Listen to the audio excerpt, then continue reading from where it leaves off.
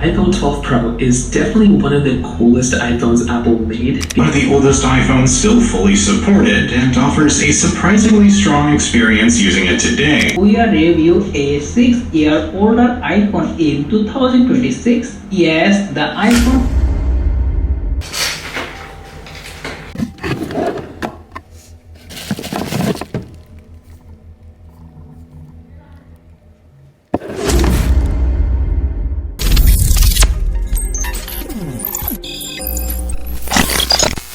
Yo, what's good everybody? Welcome back to the channel.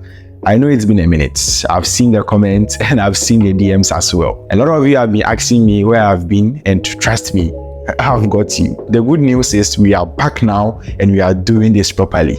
Back-to-back content and no more disappearing acts. So if you are new here, please hit that subscribe button to support the channel because we've got some fire content coming and you don't want to miss it. Alright, so today we are talking about a phone that refuses to die. The iPhone 12 Pro. Now it's 2026 and this phone came out all the way back in 2020. But people keep asking me the same question. Is it still worth buying? And with how much the prices have dropped on the used and refurbished market, I had to make this video and give you the real answer. First things first, let's talk about how this phone looks and feels, because this is the first thing you notice when you pick it up. I got the silver one right here, and honestly, I'm not gonna lie, this phone still feels expensive. Also, there is this solid weight to it that gives you that premium feel you don't get with a lot of phones today. And that flat edge design, Apple brought it way back from the iPhone 4 days and never really changed it. So when you put this device next to the newer iPhones, it doesn't feel old at all. It just feels like an iPhone, and nobody is going to look at you weird for using this. Unlike the iPhone XR. I'm sorry, my iPhone XR users. You've also got ceramic shield on the front, which is still tough and is still doing its job by protecting your screen. This iPhone 12 Pro was built to last, and honestly, it's lasting. I've been using mine for about 3 years now as my daily driver, and I haven't had any major issues, and it still works as smoothly as when I first got it. And I think the battery is the only thing I've replaced. Now let's talk about the display and performance, because these are the two big reasons people are even considering this phone in 2026. And you are looking at a 6.1-inch OLED screen, Super Retina XDR. All the fancy Apple terms aside, but what does that actually mean for you? It means this screen still looks incredible. Colors are vibrant, blacks are deep, it's bright enough to use outside, and when you are watching YouTube or scrolling through Instagram and TikTok, everything just looks clean. And yeah, it's 60Hz, no ProMotion, no 120Hz smoothness like the newer Pro models, but let's be real. Does it actually matter? For most people, not really. Unless you put it side by side with a newer phone, and you are probably not even going to notice. Performance-wise, this is where people start worrying, right? They are like, yo, is it going to be slow? Is it going to lag? Or am I going to be frustrated? Listen, the A14 Bionic chip in this thing is still strong. Apps open fast, multitasking is smooth, and everyday stuff like Instagram, Snapchat, YouTube, TikTok all run perfectly fine.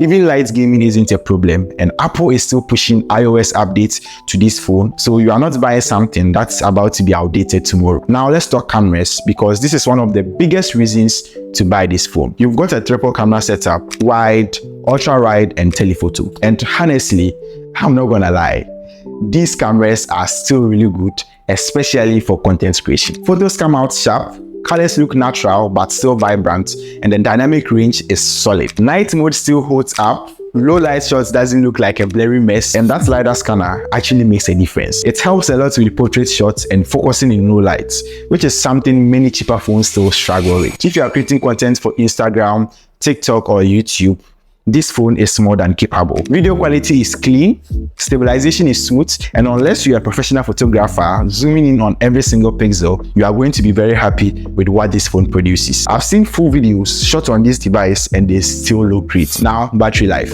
So let me keep it 100 with you. In 2026, battery life on the iPhone 12 Pro is not amazing. Batteries degrade over time, and that is just how it is. So if you're a heavy user, you might need to top up during the day. But here's the fix. If you're buying this phone refurbished, make sure you get one with a replaced battery. That alone solves most of the battery issues, and you still get fast charging and MagSafe, which is nice. And when it comes to software, this is where Apple really shines. iOS updates are still coming. iMessage, FaceTime, AirDrop, all work perfectly. If you're already using AirPods, an Apple Watch, an iPad or a MacBook, everything works together. The iPhone 12 Pro is still fully part of that Apple ecosystem, and that's just Apple doing what Apple does. I'm not an Apple fanboy. I'm just keeping it real. A brand new iPhone 15 Pro, 16 Pro, or whatever the latest model is will cost you a lot. But on the refurbished market, the iPhone 12 Pro goes for much less, and you are still getting a phone that still feels premium, performs well, and takes great photos. So when you compare it to brand new mid-range phones at the same price, the iPhone 12 Pro honestly wins. Better build quality, better cameras, longer software support, and a stronger ecosystem. So if you are trying to get the best value for your money, this phone still makes a lot of sense. So real talk, is the iPhone 12 Pro still worth buying in 2026? Yes, it is. It's not perfect, of course. Battery life could be better, and 60Hz isn't the smoothest anymore. But it's still powerful, still looks premium, and still relevant. So if you can find one at the right price and you want that full iPhone experience without spending $1,000 or more, this is a smart buy. Now I want to hear from you. Will you buy this in 2026, or are you going for something newer? Drop your thoughts in the comments. I actually read them. And if you made it this far, do me a favor. Hit that like button, subscribe and turn on post notifications if you haven't already, and stick around because we've got more videos coming your way. I'm back for real this time, and catch you in the next one. Peace.